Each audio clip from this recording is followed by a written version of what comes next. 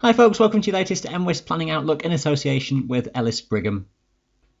Now, it must be said that not many of these words really bring a lot of joy to this forecast at this stage, in that it's a rather unsettled story that takes us onwards into the upcoming weekend. It's in many ways a classic early August pattern where it's just generally unsettled. There's frequent rain, there's some thundery downpours in there, and temperatures are all rather disappointing. To set the scene as we head towards the weekend, this is the sort of weather map that we're going to be looking at. It's a zone of low pressure parked across Britain with a generally cool air mass being dragged into that low from the North Atlantic and from around Iceland and Greenland. It's sort of a polar maritime with some what we call returning polar maritime air within it. Some of the air then has been taken away southwards, dragged back up from the southwest, and all then just circulates around itself, and it's all rather unstable. Now, that instability in the atmosphere is all about the temperature contrast from the surface to high levels in the atmosphere. The surface temperatures won't be that sparkling, really, maybe just about nudging high teens or topping 20 degrees in a few spots where some sunshine breaks through for any length of time. But it's the cooler temperatures that exist higher up in the atmosphere, typical of a zone of low pressure, a trough within the atmosphere. That cooler air higher up allows the air to rise buoyantly and produce these big growing cumulus and cumulonimbus clouds, and when the atmosphere has got a fair amount of moisture in it too, as this one will do, with temperature and dew point shown here in the red and the blue lines, when they're close together on this chart, when we look at these, that tells us that there's plenty of moisture available. The pink dashed line on this chart is showing us that the atmosphere is unstable right the way up through the lower atmosphere, the troposphere across the British Isles, and that then is the recipe for the downpours and some thunderstorms, and that's going to be the story as we head onwards for a few days late this week and into the weekend.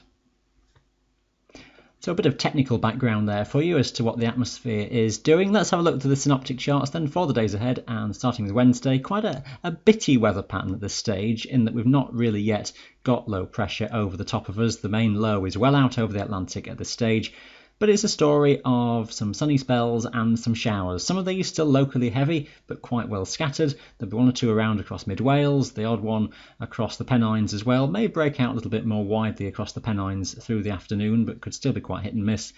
Not too many around for the Lake District. You may well get away dry here. A weak front coming in across Ireland drifts into western Scotland, bringing generally thicker cloud, shrouding the hills and some patchy rain and drizzle. And ahead of that, there'll be a few showers that spark off across northeastern parts of Scotland, across the Cairngorms and around Sutherland as well through the afternoon. These still quite hit and miss. Mostly light winds across the hills, but a strengthening southerly wind will affect the western coastal fringes. A more active looking weather chart then by Thursday. Low pressure coming in across Ireland, fronts sweeping in, increasingly wet weather moving in across western regions of Britain, and that rain advancing northwards and eastwards with time as well. Some heavy bursts developing as well. Could be something thundery, most likely across Wales as the heavier rain gets in here. Northern Scotland escaping comparatively drier and with higher cloud bases. The wind flow here is east or southeasterly, so some breaks to higher top away from rain across the northwest Highlands, maybe around the Cairngorms as well, seeing some decent cloud breaks. And ahead of the rain, Pennine areas could see at least half a day dry before some rain advances in, particularly into the afternoon. Winds strengthening across Wales, even up to gale force in places across the hills. For Friday, low pressure is parked over the top of us, and it's the idea of areas of persistent rain, some heavy falls and some thundery, showery downpours as well. Some of the showers could merge into some longer spells of rain in places. One way or another, it looks a rather wet day for many places. Relatively light winds across Scotland and northern England, but something of a stronger west or southwesterly for the southern half of the Pennines and for Wales. At least here may move the showers through a bit more quickly, but will still bring some frequent rain, I would have thought. And cloud covering many of the hills through the day, only just a few breaks in places if you can escape the rain for any length of time. And we're watching the next little frontal system spinning up from the southwest. That might bring some more organised rain back into Wales before the end of the day. Temperatures then rather on the cool side, barely getting out of single figures on most higher mountains. For Saturday, although the detail is going to be awkward, it's a simple enough forecast in some respects in that low pressure is very much over the country still, and it's a real sort of washing machine effect going around. All the various fronts and troughs just keep rotating around the centre of low pressure, and you can expect some bursts of rain on and off through the day. Some thundery downpours, some torrential bursts mixed in places, so you'll do well if you stay dry for too long. One or two spots will escape drier over a few hours, but just expect a downpour almost anywhere through the day. The strongest of the winds again look to be focused across Wales. Within the centre of the low across the Highlands, the winds are very light, which will mean if you do see downpours, they won't move around that quickly. On the other hand, if you can avoid the showers, you might just stay in a dry slot of weather for a good few hours as well.